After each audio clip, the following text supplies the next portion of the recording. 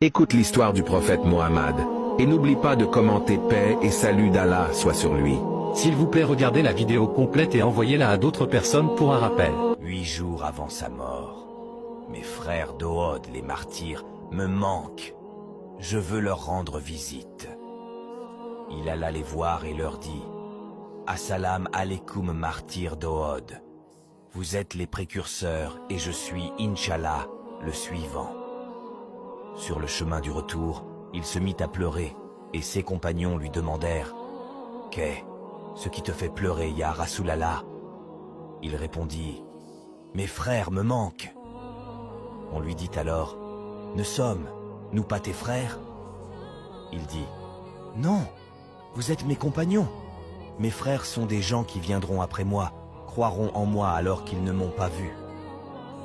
Il a pleuré tellement tu lui manquais. Et toi, t'arrive-t-il de le pleurer? Puis son état de santé s'aggrava. Il rassembla alors ses épouses chez Maïmouna et leur dit: M'autorisez-vous à me faire soigner chez Aïcha? As-tu vu les bonnes manières et le noble comportement envers ses épouses? Il souhaitait passer les jours de sa convalescence chez Aïcha Lik, ce qui veut dire qu'il ne pourrait pas voir ses autres épouses aux jours habituels, puisque chaque épouse avait son jour. Elles l'autorisèrent à aller chez Aïcha. Il voulut alors se lever, mais n'y parvint pas. Vinrent alors Ali et Al-Fadéel pour le soutenir et l'aider à se déplacer jusque chez Aïcha. Les gens virent dans quel état était le prophète. Inquiets, ils se rassemblèrent dans sa mosquée sans boire ni manger et attendirent des nouvelles.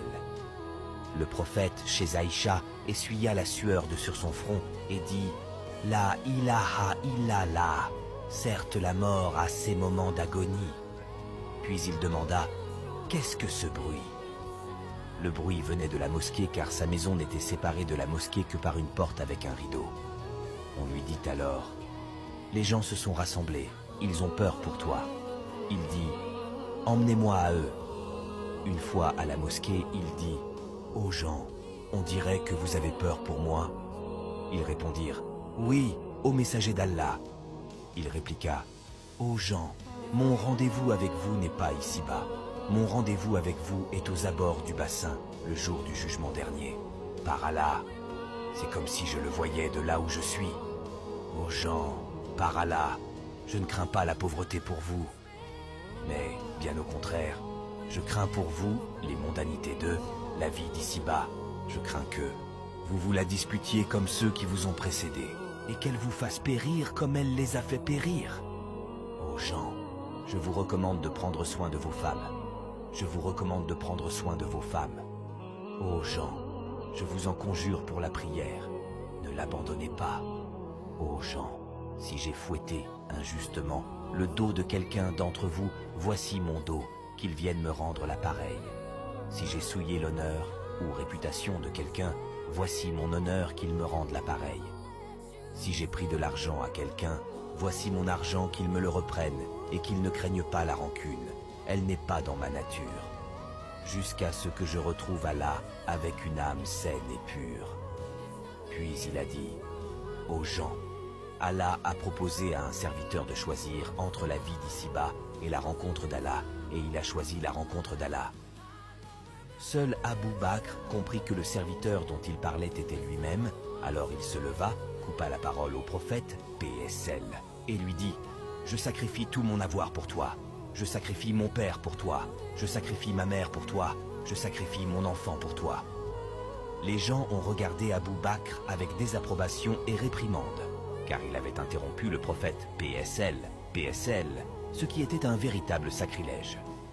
D'ailleurs, les compagnons, dans les récits, utilisaient tous la même formule pour décrire à quel point ils étaient attentifs lorsque le prophète commençait un prêche. Nous l'écoutions, et nous ne bougions pas, comme si nous avions, chacun, un oiseau sur la tête, et que nous craignions qu'il ne s'envolât, effrayé si nous bougions.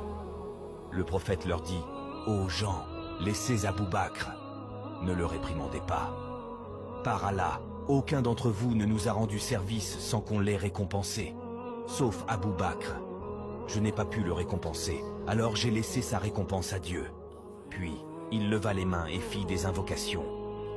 qu'Allah vous mette à l'abri, qu'Allah vous assiste, qu'Allah vous honore, qu'Allah vous préserve, qu'Allah vous consolide.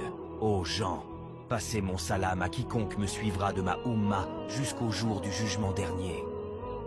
C'est bon, nous sommes en 1441 et le salam est arrivé. Wa alek assalam ya Rasulullah. Puis le prophète retourna chez lui, sa douleur s'intensifia. Il s'allongea tellement il était épuisé. Il vit dans la bouche de son beau-frère, Abdel Rahman et Ben Abou Bakr, un siwak, mais il fut incapable de le lui demander. Aïcha, avec sa bienveillance, vit sur quoi le regard du prophète était tombé. Alors elle retira le siwak de la bouche de son frère et le mit dans la bouche du prophète, par l'autre bout. Mais il fut incapable de se frotter les dents avec car celui-ci était dur et le prophète agonisait. Donc Aïcha reprit le siwak et le mit dans sa bouche à elle, pour le mouiller et le rendre moins dur. Puis elle le remit dans la bouche du prophète. Elle s'en souviendra et dira que ce fut un honneur pour elle que ce soit sa salive qui entre en dernier dans la bouche du prophète juste avant sa mort. À suivre. N'oublions pas de partager et laisser un commentaire